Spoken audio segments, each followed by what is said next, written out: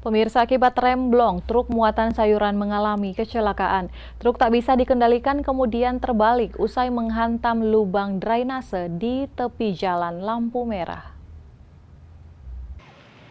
Terjadi kecelakaan tunggal di Jalan Lampu Merah Bastiong, Kota Ternate, Maluku Utara pada Senin sore. Truk dengan nomor DG 8523 KC bermuatan sayur-sayuran ini terbalik. Tampak semua muatan barang berupa sayur pun jatuh ke jalanan.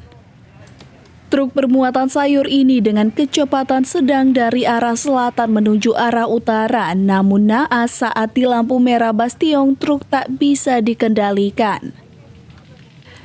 Hartanto, supir truk, mengatakan dirinya tidak mampu menghentikan mobil di saat lampu merah karena remblong.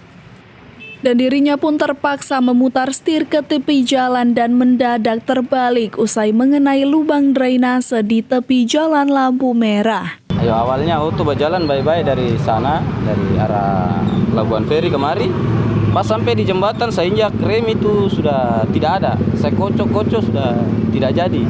Hingga saya hindari satu oto mikro di sini dengan ibu-ibu dengan kendaraan motor roda 2. Jadi kita masuk kemari. Dari gara-gara lampu merah, hindari mobil yang ada di jalan yang berhenti kita. Jadi abang dari kemana mau kemana nih? Ini kan ambil dari Feri Bitung mau bawa ke Kalumpang.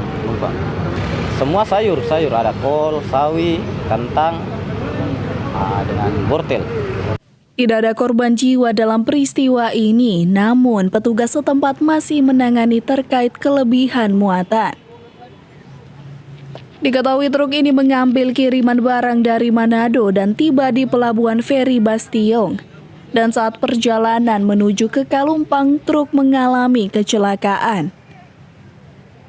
Dari Maluku Utara, Opik Syarifuddin melaporkan untuk Kawanwa TV.